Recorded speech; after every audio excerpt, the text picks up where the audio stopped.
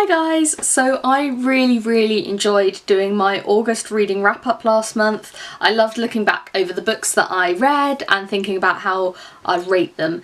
So I'm bringing it back for this month, and I read 6 books in total, which I think was quite good because I read quite a big classic. I'm excited to talk about that one with you.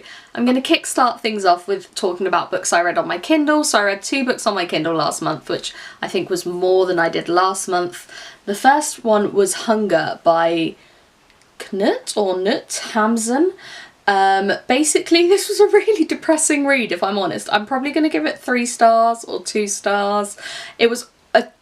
I know that there was probably some deep, meaningful meaning behind it, and if I looked into it, I'd be like, wow, that's really cool and intense, because it's something that I was meant to read at uni and I didn't. But it just went on forever. It's all about the main character's hunger. He's basically starving to death, and for reasons that I couldn't fathom, every time he got money or he got food, he just kind of gave it away, and it was all about his descent into madness due to his hunger. And I felt like I was going a bit mad with him, which I guess shows that the writing was really good, but it was just completely depressing. And every time something even vaguely decent happened, like he got an extra 2p given to him by somebody, he'd lose it or accidentally eat it. It was sad, and I was glad to finish it. And there's probably something really important about the book that I've completely overlooked, and I'm aware of that. But I still didn't like it. This one, however, was probably my favourite read of the month. It's called, let's not highlight that, it's called A River in Darkness by Masaji Ishikawa, and it's incredible. It's a true story of one man's escape from North Korea, as it says on the title.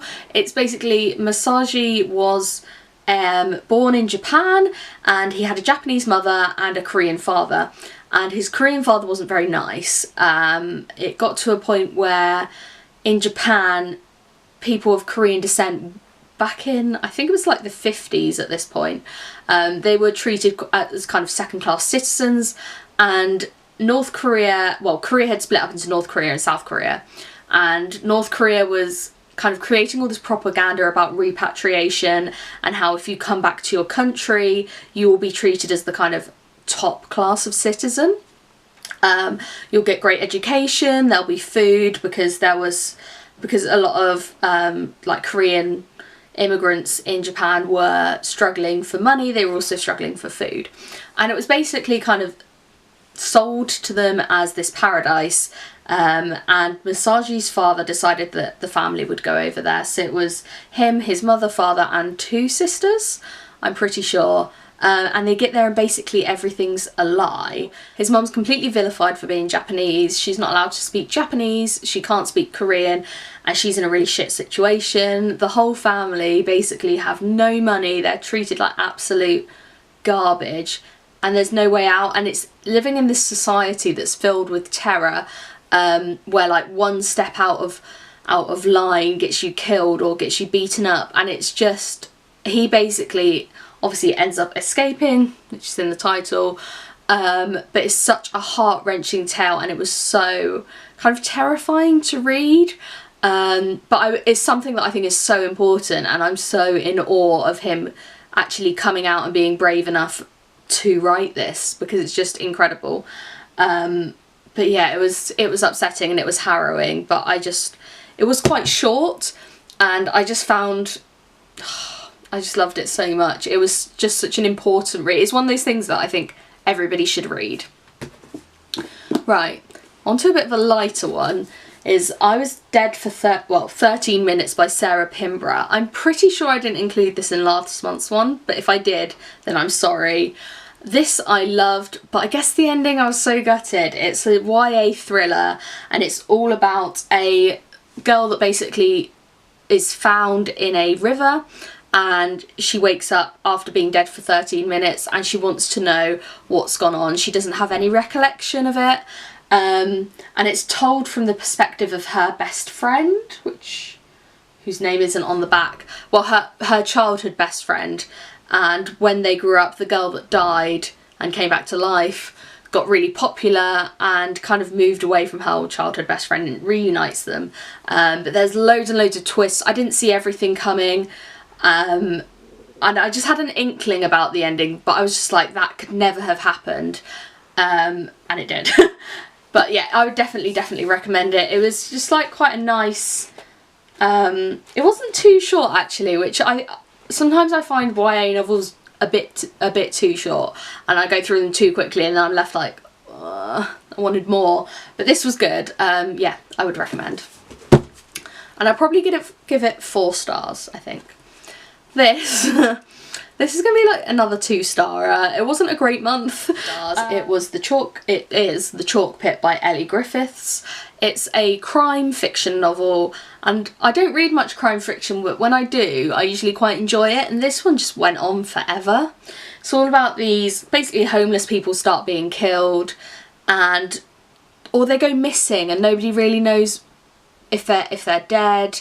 But I've just told you guys they're dead. It's pretty obvious, so that's alright. Yeah, I just found it very kind of confusing when it shouldn't have been.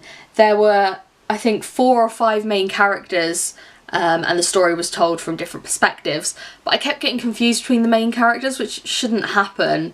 And it hasn't happened when I've read like a Dickens novel which has 60 main characters that pop in and out. It's just, it happened with this, and I just feel like it wasn't written very well. I just wanted to finish it, and it took me so long because I just couldn't bring myself to keep picking it up. But I hate not finishing books. So yeah, this was a bad read and I would not recommend it. The cover was alright, but it's probably the worst crime fiction book I've ever read. And I feel really savage saying that, but it's true. This I loved.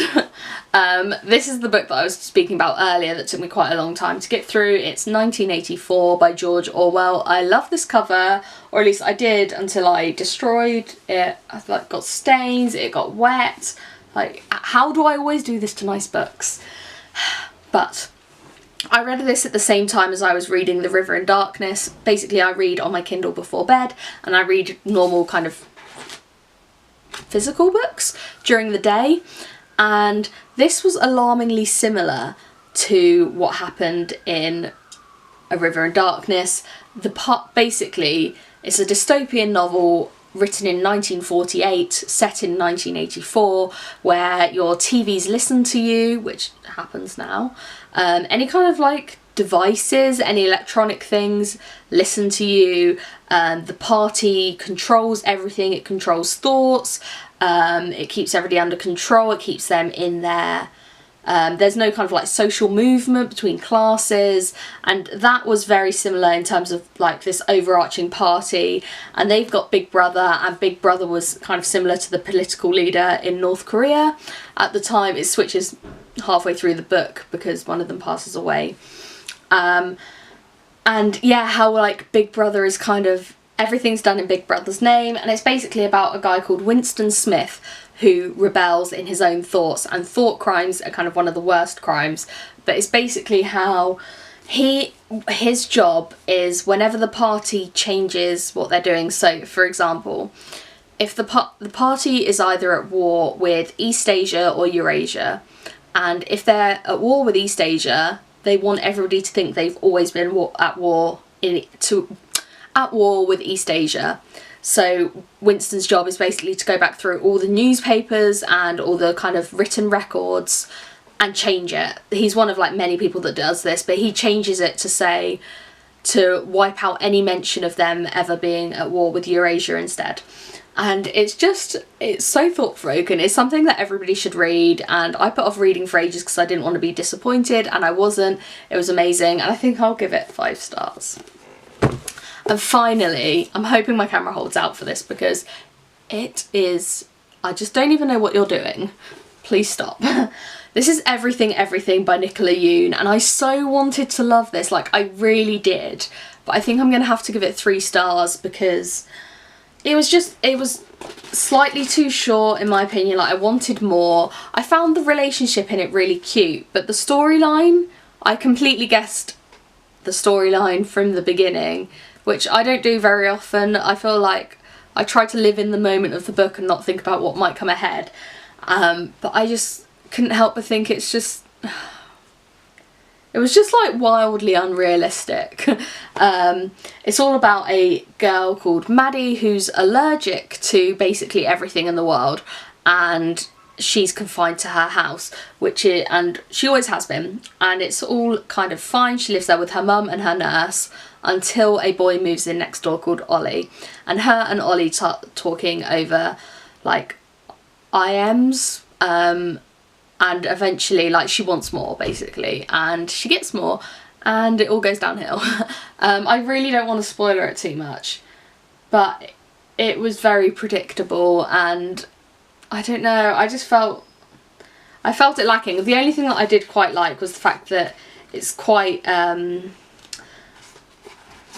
like she kind of subverts the normal text the author does. So sometimes it's kind of normal like this, and then other times it's like this, and there's bits where it's like their text and things like that. So I found that interesting, but overall it wasn't great. So it wasn't a great month for books. I did read some really, really good ones. And the book that I'm reading currently I've got high hopes for. So hopefully October will be better. I really hope you guys enjoyed this video and it wasn't too disjointed because my camera keeps cutting out. But thank you very much for watching, and I will see you again soon.